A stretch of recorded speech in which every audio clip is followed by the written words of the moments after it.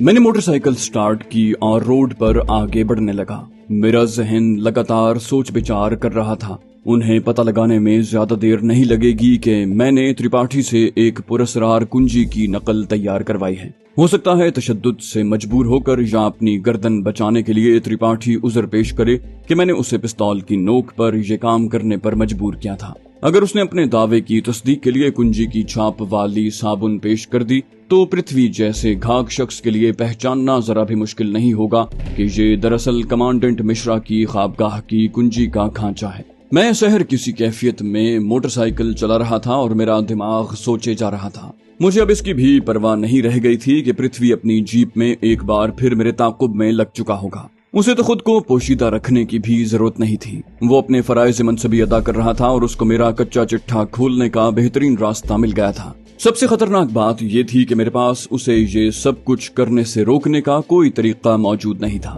हत्ता कि कमांडेंट मिश्रा की जिंदगी का घिनौना राज कब्जे में होने के बावजूद मैं उसके जरिए पृथ्वी की राह रोकने की कोशिश नहीं कर सकता था। इन्हीं सोचों और अंदेशों में गुम कुछ फासला तय करने के बाद मैंने मोटरसाइकिल एक बार फिर दाएं तरफ जाने वाली सड़क पर मोड़ ली। मेरा अंदाजा दुरुस्त निकला। पृथ्वी अपनी जीप में बदस्तूर मेरा ताकुब कर रहा था। मुझे एक और दायां मोड़ मुड़ना था। उसके बाद मेरा रुख एक बार फिर एयरबेस की तरफ हो जाता। इस दौरान मैं हत्तुल इम्कान दिमाग खपाने के बावजूद मैं पृथ्वी से निमटने और उसे अपने रास्ते तक न पहुंचने की कोई तरकीब नहीं सोच पाया था। मेरे जहन में आया कि उसे भी इसी तरह अपने पीछे लगाकर किसी पहाड़ी पर ले जाऊं जिस तरह मैंने श्रीनगर में लक्ष्मण को घेरा था, और फिर कोई दाव लगाकर उसे भी जीप समेत किसी खाई में धकेल दूं। लेकिन मसला ये था कि किसी गैर मानूस रास्ते पर जाता देखते ही वो घाघ अफसर चौकन्ना हो जाता और उसे अपने किसी जाल में फंसाना लगभग नामुमकिन हो जाता। वैसे भी मुझे बखूबी इल्म था कि मुसलसल मेरे ताकुब में रहना उसकी मजबूरी नहीं है और मुझे किसी उजाड़ पहाड़ी मकाम पर झक मारने के लिए जाता छोड़कर वापस पलट जाएगा और सीधा जाकर त्रिपाठी की गर्दन दबोच लेगा। उसके बाद मेरा पोल खोलना उसके लिए आसान हो जाता। मैं उस वक्त खुद को किसी गहरे कुएं में मौल्लक महसूस कर रहा था। मुसलसल दिमाग लड़ाने के बावजूद मुझे और कोई रास्ता समझ न आया तो मैंने मोटरसाइकिल बेंगलोर एयरबेस की तरफ जाने वाली सड़क पर चढ़ा दी। मैं अब खुद को तिफल तसल्लियां दे रहा था। हो सकता है पृथ्वी अब तक यही समझ रहा हो कि मैं उसकी मौजूदगी और अपने ताकुब से बेखबर हूँ, लिहाजा मेरे खिलाफ कोई फौरी कार्रवाई करने की जरूरत नहीं है। हो सकता है वो त्रिपाठी से पूछगिछ कल तक के लिए मुलतवी कर दे और मुझे आज रात एयरबेस कॉलोनी में या कमांडेंट हाउस में पृथ्वी से जान छुड़ाने का मौका मिल जाए। हो सकता है वो मेरे खिलाफ मजीद सबूत इकट्ठे करके कोई ठोस कार्रवाई करने का इरादा रखता हो। मैंने लगभग निस्फ रास्ता गुजरने के बाद एहतियात से अकब का जायजा लिया। लगभग 1 फरलांग के फासले पर पृथ्वी की जीप मुझे अपने पीछे आती दिखाई दी। एक बार मेरे जी में आई कि मोटरसाइकिल सड़क किनारे रोक लूं और फिर बराह रास्त पृथ्वी पर चढ़ दौड़ूं। हो सकता है मुझे अपने पिस्तौल के बल पर उसे बेबस करने का मौका मिल जाए। मैं उसे किसी उजाड़ मकाम पर ले जाकर किसी गैर मुश्तबा अंदाज में ठिकाने लगा दूंगा। मुझे बखूबी अंदाजा था कि इस मंसूबे में बेशुमार सुकम और अनगिनत खतरात हैं, लेकिन मैं इस दौरान में कोई मौसर लाहे अमल समझ में न आने की वजह से इस कदर दिल शिकस्ता और मायूस हो चुका था कि मैंने ये अंधी चाल चलने की ठान ली। मैंने मोटरसाइकिल की रफ्तार धीमी की और फिर उसे रोड पर ऐसे लहराया जैसे गाड़ी का टायर अचानक ब्रस्ट हो गया हो। उसके बाद मैंने मोटरसाइकिल सड़क से उतार कर रोक ली और झुककर बज़ाहिर अगले टायर का जायजा लेने लगा। फिर मैंने अपनी दाएं बगल से झांक कर अकब का जायजा लिया। इस दौरान में मेरा पिस्तौल मेरी गिरफ्त में आ चुका था, लेकिन अगले ही लम्हे मुझे शदीद आसाबी झटका सहना पड़ा। मुझे अपने अकब में कहीं दूर दूर तक पृथ्वी की जीप दिखाई न दी। वो गुर्गे बारांदीदा शख्स सिर्फ ये तस्दीक करने के लिए मेरे ताकुब में यहाँ तक आया था कि मैं एयरबेस ही वापस जा रहा हूँ। अब वो वापस शहर की तरफ रवाना हो चुका था ताकि त्रिपाठी की गर्दन पकड़कर पूरी कहानी उगलवा सके। पृथ्वी ने एक बार फिर मुझे मात दे दी थी। अब मेरे पास उसके अलावा कोई रास्ता नहीं बचा था कि मैं भी उसके ताकुब में वापस शहर जाऊं और अंजाम व अवाकिब को खातिर में लाए बगैर उसके खिलाफ कार्रवाई करूं, वरना मामला मुकम्मल तौर पर मेरे हाथ से निकल जाएगा। मैंने बिला ताखीर मोटरसाइकिल का रुख बेंगलोर की तरफ किया और खासी तेज रफ्तारी से गाड़ी भगाने लगा। मेरी ख्वाहिश थी कि उसे रास्ते में ही जा लूं या कम से कम त्रिपाठी की हट्टी की तरफ जाते हुए उसके पहलू में अपना पिस्तौल गाड़कर अपने इशारे पर चलने पर मजबूर करूं। मैं इस हद तक मुस्तरिब था कि मेरा दिल चाह रहा था कि पृथ्वी को चलती गाड़ी में गोली का निशाना बनाकर सीधा निकलता चला जाऊं, चाहे इसके नतीजे में उसके कत्ल का सीधा इल्जाम मुझ पर ही लग जाए। इस असना में मुझे सड़क पर बहुत आगे पृथ्वी की जीप का मौहूम सा हयूला नजर आया। उसके साथ ही मैंने मोटरसाइकिल की रफ्तार कम कर दी। मुझे उससे मजीद करीब होने की जरूरत नहीं थी। वो मुझे देख लेता तो बात बिगड़ जाती। फिलहाल मेरे लिए इतना जानना ही बहुत था कि उसका रुख शहर की तरफ ही है। उसके साथ ही मैंने अपना दिमाग ठंडा करने की कोशिश की। इज़्तिराब और इश्तियाल से काम बनने की बजाय बिगड़ने का ज्यादा खतरा है। बाजी इस वक्त बज़ाहिर पृथ्वी के हक में है, लेकिन कौन जाने कब मुझे अपना दाव लगाने का मौका मिल जाए। मुझे उस पर कम से कम इतनी बरतरी तो हासिल है कि उसने मेरी नक्लो हरकत से जो मालूमात हासिल की हैं वो अभी तक उसी तक महदूद हैं, जबकि उसका ये इत्मीनान या खुशफहमी भी मेरे हक में है कि मैं एयरबेस कॉलोनी वापस जा चुका हूँ और वो अपनी मनमानी करने के लिए आजाद है। पृथ्वी की जीप शहर में दाखिल होते देखकर मैंने इत्मीनान का सांस लिया। अब नजरों में आए बगैर उसका पीछा करना आसान था। मैंने रफ्तार बढ़ा ली ताकि दरमियानी फासला कुछ कम हो जाए। तभी मेरे जहन में कुलबुलाता वो उक्दा मखमसा मुइम्मा हल हो गया कि मेरे दुश्मन मुझे यूं ही बेखबरी में कैसे घेरने में कामयाब हो गए। इस मामले का आगाज कल ही हो गया था जब मैं मोटरसाइकिल पर सवारी गांठ कर शहर की तरफ चल दिया था। उस खबीस लांबा के किसी जासूस ने फौरन ही या बाद में किसी वक्त उस बात की मुखबरी कर दी होगी। ये सबब है कि जब मैं वापस लौटा तो मुझे लांबा फाटक पर सिक्योरिटी अमले के कैबिन में अपना मुंतजर मिला। उसके बाद मैंने ऐसा बंदोबस्त कर दिया कि मैं दोबारा मोटरसाइकिल पर शहर का रुख करने का इरादा करूं तो उसे मेरी रवानगी से पहले पता चल जाए और अपना कारिंदा मेरे पीछे लगाने की मोहलत मिल जाए। बहुत सादा और बेजरर तरकीब आजमाई थी उन्होंने। मोटरसाइकिल के फ्यूल टैंक से पेट्रोल निकाल लिया गया और फिर उन्हीं का एक कारिंदा मुझ पर एहसान करने के लिए पेट्रोल का गैलन भरवा लाया और उसके साथ ही मेरे शहर जाने की तैयारी की खबर भी पहुंचा दी गई। लांबा ने शायद पहले ही पृथ्वी की वाड़ी की ड्यूटी लगा रखी होगी। जरूरी नहीं कि वो मेरे पीछे पीछे ही एयरबेस कॉलोनी से निकला हो। ज्यादा इम्कान ये है कि वो घाघ कारिंदा आगे कहीं मेरा इंतजार कर रहा होगा और रास्ते से मेरे पीछे लग गया होगा। शायद इसीलिए मुझे ताक़ुब का एहसास नहीं हो सका और मुझ पर बेफिक्री का गलबा हो गया। मैंने इस नालायकी पर खुद को सरजनिश की, लेकिन साथ ही दिल में खुदा का शुक्र अदा किया कि उसने मुझे खतरे का एहसास दिलाकर चौकन्ना होने पर मजबूर कर दिया। वरना ऐन मुमकिन है कि पृथ्वी मेरा ताक़ुब करते हुए पार्थिव घोष की दुकान तक पहुंच जाता और जदीद तरीन पोलराइड कैमरे की खरीदारी का राज अफशा होने का भी खतरा पैदा हो जाता। लेकिन मुझे पृथ्वी की नजरों में मशकूक बनाने के लिए तो कुफल साज त्रिपाठी की हट्टी पर मेरा जाना और इतनी देर रुके रहना ही काफी था। हो सकता है उसने मुझे त्रिपाठी से कुंजी लेकर जेब में रखते और भारी रकम बतौर मुआवजा अदा करते भी देख लिया। अब वो यकीनन इस मामले की मुकम्मल छानबीन के लिए वापस जा रहा है। मेरा अंदाजा दुरुस्त निकला। मैंने पृथ्वी को त्रिपाठी की हट्टी से लगभग निस्फ फरलांग के फासले पर पुरहुजूम बाजार से जरा हटकर एक कदरे बेरौनक गली में अपनी जीप खड़ी करते देखा।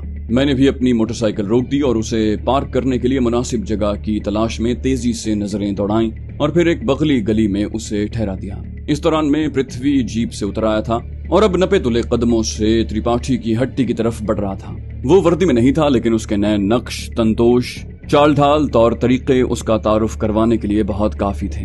हकीकत यह है कि वो अपने आसपास चलते फिरते सैकड़ों लोगों के दरमियान सबसे नुमाया दिखाई दे रहा था। पृथ्वी आखिरी गली में मुड़ा तो मैंने अपने कदम हल्के कर लिए और फिर गली के कोने पर पहुंचकर निहायत एहतियात से झांका।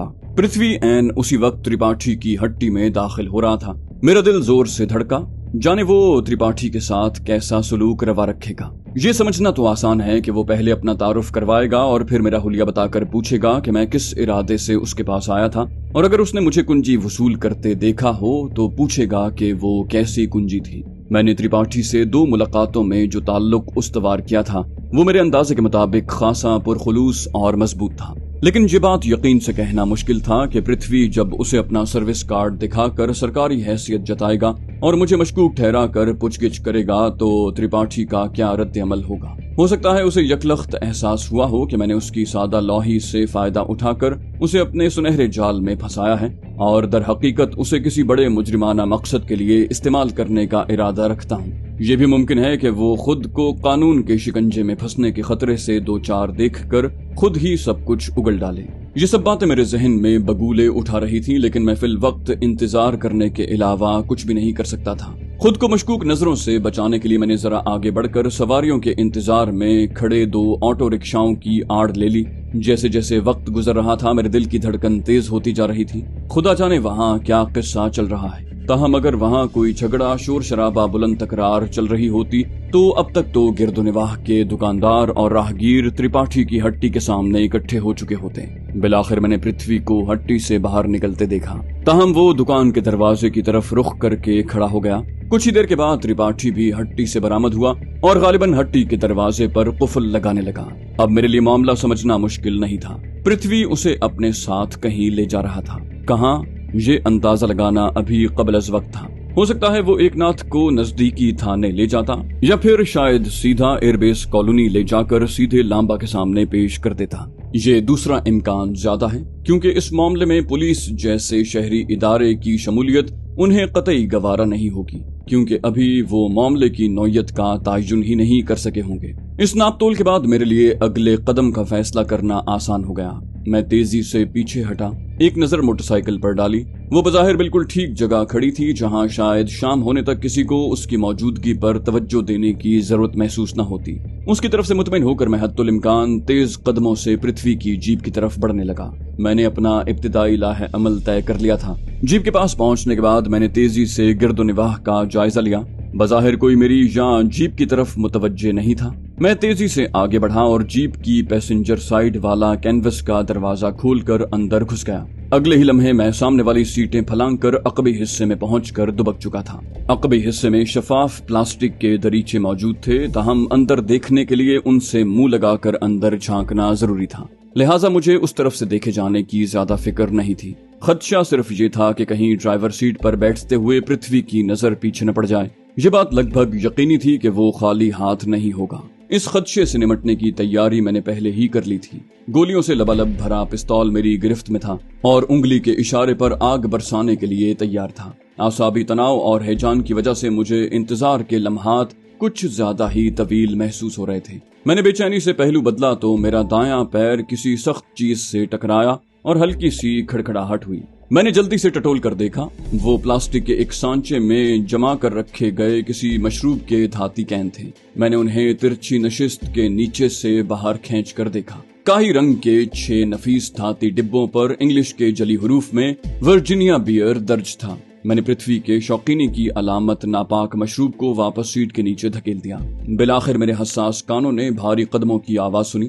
फिर वो चापें करीब होती गईं और मैंने पृथ्वी को भारी तहक्कुम भरे लहजे में कहते सुना, मैंने कहा ना, तुमको घबराने की जरूरत नहीं है। उसके सामने यही बात कह देना जो तुमने मुझे बताई है। हम उसे पूछेंगे कि वो कुंजी किस जगह की है। मैं मजीद चौकन्ना हो गया। गालिबन पृथ्वी के इशारे पर त्रिपाठी दरवाजा खोलकर पैसेंजर सीट पर बैठ गया। उसके बाद पृथ्वी ने ड्राइविंग सीट संभालते हुए अपनी बात आगे बढ़ाई। बोला, अगर वो सच बोल रहा है तो वो हमें उस कुंजी से अपने संदूक का ताला खोल कर दिखाएगा। उसके बाद मैं तुम्हें वापस यहीं छोड़ जाऊंगा। उसकी बात सुनकर मैं चौंका। इसका साफ साफ मतलब ये था कि त्रिपाठी ने कुंजी के हवाले से उससे गलत बयानी की है। वो साबुन पर कुंजी की छाप वाली बात घोल कर गया है। वो खुद को खतरे में डालकर भी मुझे मुश्किल में फंसने से बचाना चाहता है। उसे ये भी परवाह नहीं है कि मैं कोई जराइम पेशा शख्स हो सकता हूँ। तभी मैंने त्रिपाठी को कहते सुना, मुझसे बस इतनी गलती हुई है सरकार कि मैंने उस बाबू को नई कुंजी बनाकर देते हुए टूटी हुई कुंजी भी वापस कर दी थी। वो पुरानी कुंजी में आपको पेश कर देता तो शायद मेरी बात का यकीन आ जाता और मुझ बदकिस्मत को पूरी दिहाड़ी न खोनी पड़ती। इस दौरान में पृथ्वी ने जीप स्टार्ट करके आगे बढ़ा दी थी। उधर एकनाथ ने अपनी फरियाद जारी रखी। बोला, मुझे ये बात अब तक समझ में नहीं आई कि आप सीधे सीधे उस बाबू की गर्दन पकड़कर सब कुछ उससे क्यों नहीं पूछ लेते। मुझे साथ ले जाने की क्या जरूरत है। इस पर पृथ्वी ने उसे लगभग डपटते हुए कहा, तुम्हें बताया ना कि सब मामला मुझे अपने बड़े अफसर के सामने सबूत के साथ रखना है। उसके बाद ही उस बाबू के खिलाफ एक्शन लेने का मौका मिलेगा, इसलिए पहले तुम्हारी पेशी जरूरी है। त्रिपाठी उसके लहजे की सख्ती के तहत कुछ देर के लिए खामोश हुआ, फिर दोबारा बहस शुरू कर दी। बोला, मुझे तो अब तक यही समझ में नहीं आया कि संदूक की टूटी कुंजी की नकल बनवाना अपराध कैसे हो गया। इस बार पृथ्वी ने बुरी तरह झुंझलाकर जवाब दिया, बकबक बंद करो, वहाँ जाकर सब पता चल जाएगा। बस इतना सुन लो कि उस बाबू के पास कोई संदूक नहीं है जिसकी कुंजी उसे बनवानी हो। हमें यही पता चलाना है कि ये सब चक्कर है क्या। मैं बखूबी समझ रहा था कि पृथ्वी को त्रिपाठी की बातों का यकीन नहीं आया है और वो उसे अपने ठिकाने पर ले जाकर गालिबन तशद्दुद के जरिए उससे सच उगलवाने का इरादा रखता है। वो किसी खतरनाक कार्रवाई में मेरे मुलव्विस होने का पूरा यकीन कर लेने के बाद ही मेरे खिलाफ कोई कदम उठाना चाहते होंगे। मैंने गर्दन थोड़ी सी उठाकर बाहर का जायजा लेना चाहा, लेकिन नाकाम रहा। ज्यादा ऊपर उठकर देखने से पृथ्वी की नजरों में आने का खदशा था। ताहम मेरा अंदाजा था कि हम शहर की हद से बाहर निकल चुके हैं या निकलने ही वाले हैं। बिलाखिर मैंने हरकत में आने का फैसला किया। मैं सीधा होकर बैठ गया और ड्राइविंग सीट के पहलू से हाथ आगे बढ़ाकर पिस्तौल की नाल पृथ्वी की गर्दन पर टिका दी। फौलाद की बेरहम ठंडक महसूस करके पृथ्वी बुरी तरह चौंका, जिससे स्टीयरिंग घूमा और जीप बुरी तरह लहराई। ताहम उसने फौरन ही खुद को संभाल लिया। उसने गर्दन तिरछी करके मुझे देखा। मेरे चेहरे पर नजर पड़ते ही वो एक बार फिर चौंका। मैंने सर्द लहजे में उसे हुक्म दिया, कहा, खुद को संभालो महाशय, खुद भी मरोगे और हमारी भी जान जाएगी। वो हकलाते हुए बोला, तुम यहाँ? मैंने उसकी बात काट कर सख्त लहजे में कहा, बकवास बंद करो और सामने देख कर गाड़ी चलाते रहो। हाथ स्टीयरिंग से हटाने की कोशिश न करना, वरना गर्दन में छेद कर दूंगा। उसने मेरे लहजे की कतईयत से भांप लिया होगा कि मैं अपनी धमकी पर अमल करने में जरा भी देर नहीं लगाऊंगा। उसने लुआब निगल कर अपना हलक गीला किया। मैंने तेजी से अपना बायां हाथ बढ़ाकर उसका पहलू टटोला। मेरा अंदाजा दुरुस्त निकला। वहां चर्मी होल्स्टर मौजूद था। मैंने खूंखार लहजे में उसे एक बार फिर इंतबाह किया, मैं तुम्हारी गन निकाल रहा हूँ, कोई चालाकी दिखाने की कोशिश न करना वरना। उसने जवाब में धीरे से हाँ में गर्दन हिलाई। अगले ही लम्हे मैंने होल्स्टर में से पिस्तौल निकाल कर अपने कब्जे में ले लिया। मेक और मॉडल देखने का वक्त नहीं था, सिर्फ इतना अंदाजा लगा सका कि अपने साइज के मुकाबले में पिस्तौल का वजन खासा कम है। मैंने हथियार अपनी जेब में डाल लिया। इस दौरान में मेरी नजरें बाहर का जायजा ले चुकी थीं। मैंने सख्त लहजे में कहा, थोड़ा आगे जाकर गाड़ी उल्टे हाथ की तरफ जाने वाली सड़क पर मोड़ लेना। मैं अपनी गन पीछे हटा रहा हूँ, लेकिन ये याद रखो कि तुम मेरे निशाने पर हो और मैं कभी दूसरी गोली खर्च नहीं करूंगा। मेरी बात सुनकर उसने एक बार फिर हाँ में गर्दन हिलाने पर इक्तिफा किया। इस दौरान में त्रिपाठी बिल्कुल खामोश रहा था और उसने हैरानी से ये सारा ड्रामा देखने पर इक्तिफा किया था। मैंने उसे एतमाद में लेने का फैसला करते हुए कहा, चिंता न करो त्रिपाठी भैया, अब ये रावण हमारा कुछ नहीं बिगाड़ सकता। ये वही दुष्ट है जिसने मेरी पत्नी को अपने प्रेम के जाल में फांस रखा है। इसे किसी तरह पता चल गया कि मैं इनके पापी रिश्ते से वाकिफ हो चुका हूँ और तुम्हारे जरिए कुंजी बनवा कर इन्हें रंगे हाथों पकड़ना चाहता हूँ। ये अपनी सरकारी मुलाजिमत का सहारा लेकर तुम्हारे जरिए मेरी गर्दन में फंदा कसना चाहता है। ये तुम्हारी खाल उतार कर तुमसे गवाही दिलवाता कि मैंने शहर के सबसे बड़े साहूकार की तिजोरी की कुंजी तुमसे बनवाई है। फिर ये मुझे गोली मारकर इल्जाम लगा देता कि मैं भागने की कोशिश कर रहा था। इस तरह मेरी बीवी और सारी दौलत इसके कब्जे में आ जाती। मेरी बात सुनकर पृथ्वी बुरी तरह चौंका और लगभग चीख कर बोला, ये तुम क्या बकवास कर रहे हो? तुम्हारी पत्नी कहाँ है? मैंने तो उसकी शक्ल भी नहीं देखी। फिर उसने अपना लहजा सख्त करते हुए मुझे मुखातिब किया, बोला, मेरी बात कान खोल कर सुनो मिस्टर रोहित, तुम्हारा पोल खुल चुका है। हमें पहले ही शक था कि तुम कोई घुसपैठिए हो और किसी खतरनाक मिशन पर यहाँ पहुंचे हो। तुम अब बचकर नहीं निकल सकते और ना ही तुम मेरा कुछ बिगाड़ सकते हो। मैं अपनी मर्जी से तुम्हारे पीछे नहीं आया, बल्कि लांबा ने मेरी ड्यूटी लगाई है। मैं 1-2 घंटे तक वापस नहीं पहुंचा तो तुम्हारी शामत आ जाएगी। उसकी बात सुनकर मैंने कहा लगाया, कहा, अच्छा तो मैं घुसपैठिया हूँ, दुश्मन देश से तुम्हें मारने आया हूँ। चिंता न करो, मैं घुसपैठिया हूँ या देश प्रेमी, तुम्हारी मौत मेरे हाथों ही लिखी है। अब ये तुम्हारी मर्जी है कि कितनी जल्दी मरना चाहते हो। मुझे लगा कि वो कोई दाव लगाने की ताक में है, लिहाजा मैंने पिस्तौल की नाल से उसकी खोपड़ी के अकबी हिस्से पर हल्की सी जर्ब लगाकर डांटा। कहा, मुझे पता है तुम कोई चाल चलने का मौका ढूंढ रहे हो, परंतु कोई उल्टी सीधी हरकत करने से पहले ये ध्यान में रखना कि मैं भी 20 साल से शेर चीतों का शिकार करता आ रहा हूँ। मेरा निशाना आज तक नहीं चूका। उसने मेरी बात सुनकर कुछ परेशान से लहजे में पूछा, ठीक है, परंतु हम कहाँ जा रहे हैं? उसकी बात सुनकर मैंने कहा लगाया, कहा, फिक्र न करो, तुम्हारे लिए कोई अनोखी जगह नहीं है, अभी देखोगे तो पहचान लोगे। फिर मैंने त्रिपाठी को मुखातिब किया, कहा, तुम्हें मोटरसाइकिल चलाना आता है भैया? उसने पुरजोश अंदाज में अस्बात में सर हिलाया, बोला, बहुत चलाया है। मेरे पास 48 मॉडल का ट्रायम्फ मोटरसाइकिल था। मैंने बाहर की तरफ नजर दौड़ाते हुए पूछा, अच्छा ये बताओ, तुम ये भी जानते हो कि कुलकेरे झील कहाँ है? उसने एक बार हाँ में गर्दन हिलाई। मैंने ऐन उसी वक्त पृथ्वी को हुक्म दिया, सामने उल्टे हाथ की तरफ जाने वाली सड़क के मोड़ पर जीप रोक दो, परंतु अपने भेजे में कोई उल्टी सीधी हरकत करने का ख्याल मत लाना। मेरी उंगली मुसलसल ट्रिगर पर जमी हुई है। पृथ्वी ने जबड़े मजबूती से भेंचे रखने पर इक्तिफा किया। जीप जैसे ही मोड़ पर रुकी, मैंने त्रिपाठी को मुखातिब करके कहा, यहाँ से कोई ऑटो वगैरह करके अपने वाले बाजार में जाओ, वहाँ हवेली राम पिंसारी के साथ वाली गली में एक होंडा मोटरसाइकिल पार्क मिलेगी। ये कुंजी लो और उस मोटरसाइकिल पर कुलकेरे झील पहुंच जाओ। मैं झील के आसपास खुद तुम्हारे पास पहुंच जाऊंगा। मैंने बाएं हाथ से मोटरसाइकिल की कुंजी त्रिपाठी की तरफ बढ़ाई। तहम मेरी नजरें पृथ्वी पर जमी हुई थीं और मेरा हथियार गोली उगलने के लिए तैयार था। मुझे बखूबी इल्म था कि वो महकमा खुफिया का आला तरबियत याफ्ता और तजुर्बाकार कारिंदा है और मैं किसी गफलत का मुतहम्मिल नहीं हो सकता। पृथ्वी चंद लम्हों तक सड़क के मोड़ की तरफ बढ़ते त्रिपाठी का जायजा लेता रहा। फिर उसने गंभीर लहजे में मुझसे पूछा, तुम क्या चाहते हो मिस्टर रोहित? ये बात खोपड़ी में बिठा लो कि तुमको अपने किसी भी ऐसे वैसे कर्म का भारी मोल चुकाना पड़ेगा। उसकी बात सुनकर मैंने हल्का सा कहकहा लगाया, कहा, मेरी भलाई पर इतना ध्यान देने का बहुत धन्यवाद पृथ्वी जी, परंतु चिंता न करो, मैं अपना ख्याल रख सकता हूँ। तुम फिलहाल चुपचाप जीप कुलकेरे झील की तरफ ले चलो।